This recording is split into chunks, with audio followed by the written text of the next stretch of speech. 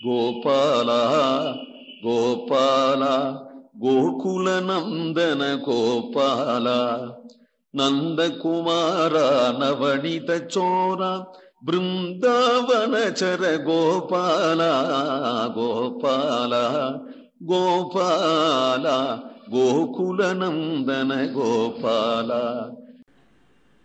கொண்டல் வண்ணா இங்கே போதராஜே, கோயிற்பிள்ளாய் இங்கே போதராஜே, தெண்டிரை சூழ் திருப்பேர்க்கிடந்த திருநாரணா இங்கே போதராஜே, உண்டு வந்தேன் அம்மம் என்று சொல்லி ஓடியாகம் பூக ஆய்ச்சி தானும் கண்டெதிரே சென்று எடுத்து கொள்ள கண்ணபிரான் கற்ற கல்விதானே.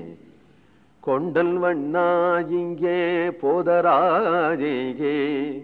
கோபிமார்களா இப்படி சொல்றத பார்த்து மேகசியாமளா மேகவண்ணா கண்ணா வாயே சீக்கிரம் வாயேங்கிறாள். கோயிற்பிள்ளாய் இங்கே போதராஜே. கோவில்கள் எல்லாம் பெருமாள் பிரதானமான பெருமாள் இருந்த போதிலும் கூட ஒரு கண்ணன் கோவில்கள் எல்லாம் இருப்பான். பாக்கி நாள்லாம் அந்த கண்ணன் எங்கேயாவது ரூம்ல கிடப்பான். கோகுலாஷ்டமி அன்னைக்கு மட்டும் அந்த கண்ணன் உரி அடிக்கிறதுக்கு கிளம்பிடுவான். அந்த பெருமாள் உரி அடிக்க மாட்டார். உரி அடிக்கிறதுக்கு மட்டும் அந்த கண்ணனை தான் அழைச்சென்று பெருமாள் வருவார். எல்லா கோவில் ஸ்ரீரங்கத்திலையும் அப்படித்தான், எல்லா கோவில்லையும் அப்படித்தான் பழக்கம். பெருமாள் பலராமனாட்டம் இருப்பார், கண்ணன் உரி அடிப்பான். கோவில்கள் இல்லை. சிவன் கோவிலா இருந்தா ராஜகோபுரத்துல, சிவன் கோவில் இருந்தா ராஜகோபுரத்துல பிள்ளையார் இருப்பார்.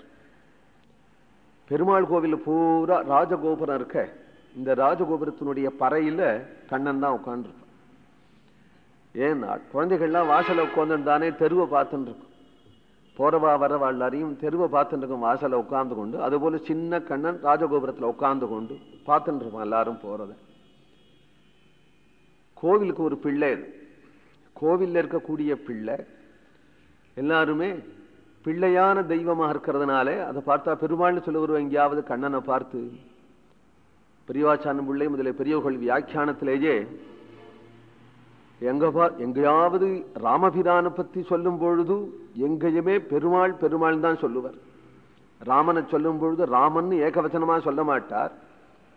சக்கரவர்த்தி திருமகன்னு சொல்லுவா, இல்லாத போனா பெருமாள்னு பெரும்பாலும் பெருமாள் தான் சொல்லுவா.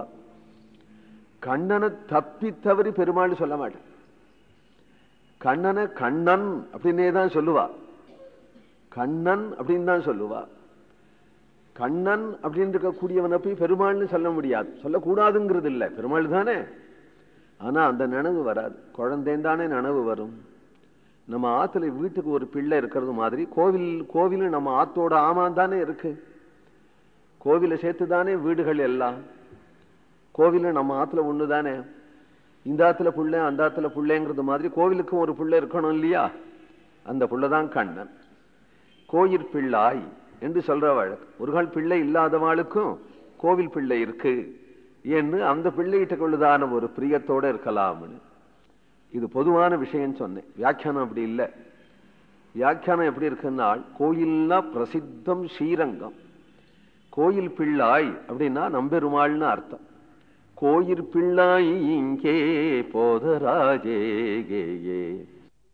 ரங்கநாதனை போய் கண்ணனாக அனுபவிக்கிறார். என்னால் ஆழ்வாரே கொண்டல் வண்ணனை கோவலனாய் வெண்ணையுண்ட வாயன் என் உள்ளம் கவர்ந்தானைன்னு மங்களாசாசனம் பண்ணார் திருப்பான ஆழ்வார். வியாக்கியானத்தில் அதை எடுத்து காட்டார். வெண்ணையுண்ட வாயன் என்கின்றவன் கோயிற்பிள்ளாய் இங்கே போதராஜேயே. எப்பொழுதுமே ஆழ்வார்களுக்கு அர்ச்சாவதார நினைவுதானே இருக்கும். எப்போ கோயிற்பிள்ளாய் என்று ரங்கநாதன் சொன்னாலோ அதுக்கு அடுத்தபடியா இருக்கக்கூடிய கோயில் அடி, 10 அடியில கோயில் அடி என்கின்ற திருப்பேர் என்கின்ற திவ்ய தேசம் இருக்கு. திருப்பேர் அப்ப குடத்தான்னு பெயர். அவனும் கண்ணன் தானே. இங்கேயே வெண்ணை குடத்தான் கோவில்ல, அப்ப குடத்தான் அங்க. இவனே தான். இங்க போய் வெண்ணையை உருட்டிட்டு அங்க போய் அப்பத்தை உருட்டுறான். அதனால அதை சொல்றார், தென்திரை சூழ் திருப்பேர் கிடந்த திருநாரணா இங்கே போதராஜே. இப்படி வரும் பொழுதே இப்படி வெளியில தான் கூப்பிடுறா யசோதே. கண்ணா அதை பண்ணாண்டி இதை பண்ணாண்டின்னு கூப்பிடும்பொழுது தெருவில் நிற்கிறானாக்கும் அப்படின்னு நினைச்சேன். ஏ கண்ணா கோயில் பிள்ளாய் கண்ணா அப்படின்னு கூப்பிடும்போது வாய் நிறைய கையை விட்டுண்டு முழங்கைய வழியா தயிர் ஒழுக வயர் ஒப்பிருக்க உள்ளேந்து வரான் கண்ணன். ஏண்டா என்ன ஏண்டா அங்கெல்லாம் போய் திருடின? நான் போகவே இல்லையேம்மா, நீ தானே காலமே தச்சி போட்டு பழைய முது வச்ச சாப்பிட்டுட்டே இருக்கிறேனே.